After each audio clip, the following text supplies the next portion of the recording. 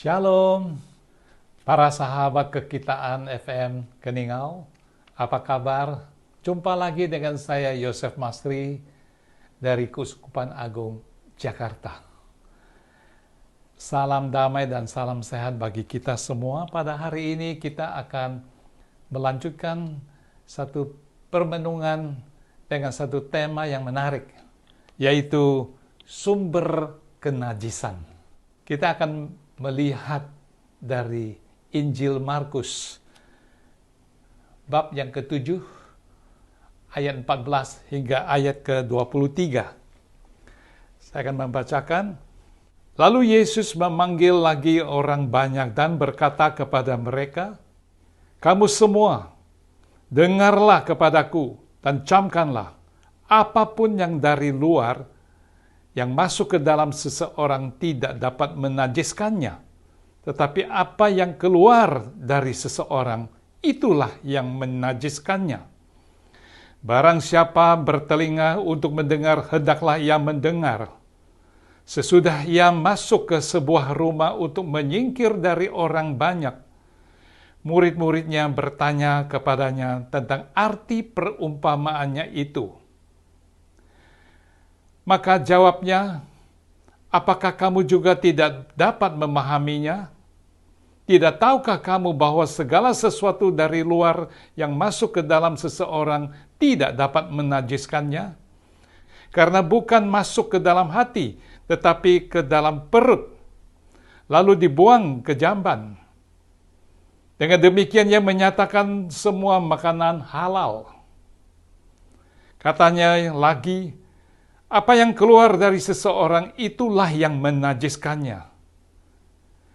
Sebab dari dalam, dari hati orang, timbul segala pikiran jahat, percabulan, pencurian, pembunuhan, perzinahan, keserakahan, kejahatan, kelicikan, hawa nafsu, iri hati, hujat, kesombongan, dan kebebalan. Semua hal-hal jahat ini timbul dari dalam dan menajiskan orang." Demikianlah firman Tuhan. Terpujilah Kristus. Saudaraku, pada hari ini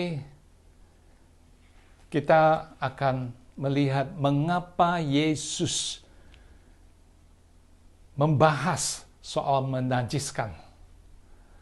Apa yang dikatakan di sini adalah bahwa dalam ayat-ayat sebelumnya mengatakan bahwa ada serombongan orang-orang ahli Taurat dan orang-orang Farisi melihat para murid Yesus makan tanpa mencuci tangan, tanpa membasuh tangan. Dan merupakan hal ini adalah sesuatu kenajisan bagi tradisi-tradisi orang Yahudi. Nah, hal ini, saudaraku, Yesus tidak menjawab langsung. Tapi Yesus mengatakan, yang keluar, itu yang menajiskan. Keluar dari mana? Dari hati kita. Kalau yang masuk, ya dia tidak ke hati, dia hanya ke perut.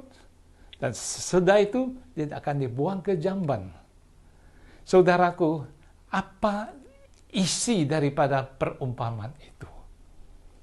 Bahwa manusia dari seperti mereka ini, saudaraku, mereka justru melakukan sesuatu hal yang melanggar hukum Allah. Ya, demi apa? Demi tradisi mereka. Akhirnya, saudaraku, apa yang menjadi satu contoh adalah waktu Tuhan memberikan suatu hukum, hormatilah orang tua, ibu bapa. Tapi ternyata mereka mengatakan waktu uang yang ada di tangan itu, mereka mengatakan itu uang itu saya sudah dipakai untuk bait Allah, untuk Tuhan. Jadi tidak ada uang untuk mengurus orang tua. Nah, semua kejahatan ini sangat licik.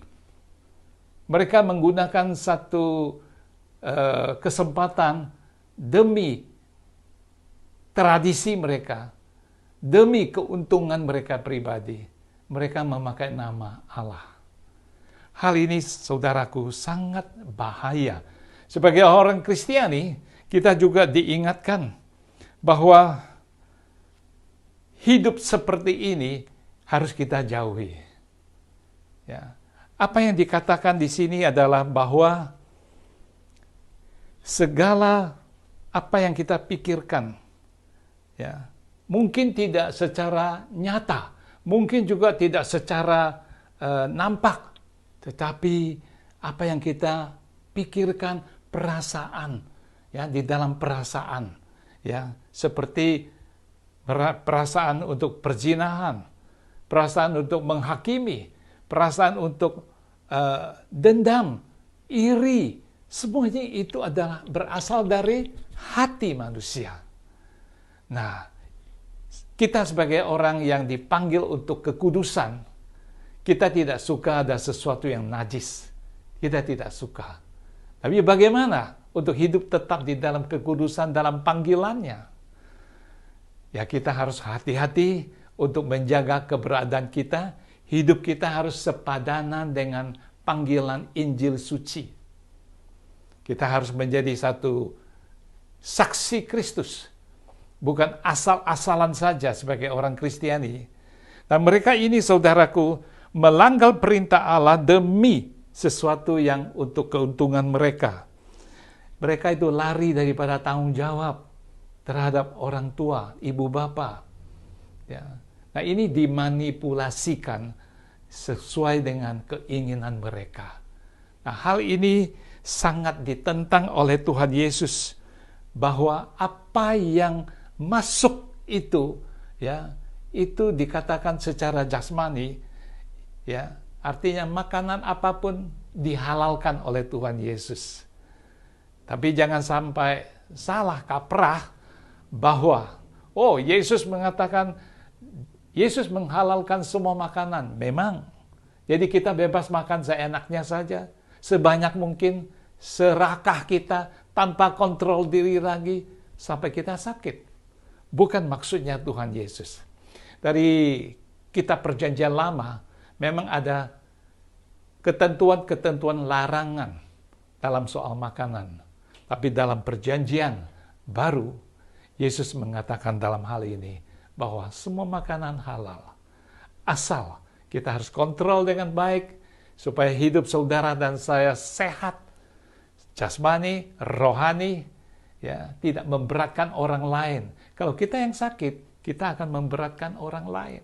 Orang lainnya akan susah, bukan diri kita sendiri saja. Nah, saudaraku, dalam Markus 7 ayat 21 hingga 22, sebab dari dalam, dari hati orang timbul, ya, kata-kata timbul, segala pikiran jahat. Dari mana? Dari dalam, dari hati orang.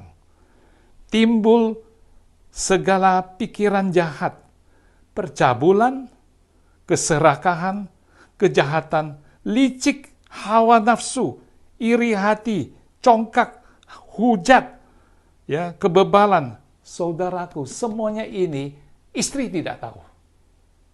Ya, padri juga tidak tahu.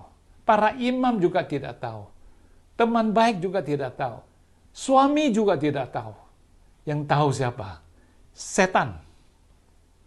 Karena ini produk-produknya setan. Saudara dan saya harus cerdas dan pandai bahwa ini produknya kita harus kembalikan. Kembalikan kepada siapa? Yang empunya. Yaitu kerajaan neraka. Kerajaan kebinasaan. Kerajaan yang menjeblos manusia ke dalam satu kebinasaan kekal. Ini produk-produk yang dikatakan oleh, yang ditawarkan secara bebas dan gratis. Cuma-cuma. Tidak perlu bayar. Jadi orang sekarang, biar dia seorang Kristiani, yang rajin ke gereja, yang begitu baik dengan sesiapapun, tetapi dalam hatinya, hati-hati. Pepatah mengatakan, rambut sama-sama hitam, hati siapa yang tahu. Oleh karena itu kita dipanggil, saudaraku, untuk hidup dalam kekudusan. Kekudusan itu adalah pribadi batin kita sungguh-sungguh menjadi satu panggilan yang suci. Ya, saudaraku. Jangan memakai alasan apapun. Semoga permenungan singkat ini dapat bermanfaat bagi saudara dan saya. Tuhan Yesus memberkati. Kemuliaan kepada Bapa dan Putra dan Roh Kudus, seperti pada permulaan, sekarang, selalu, dan sepanjang segala abad. Amin. Tuhan Yesus memberkati.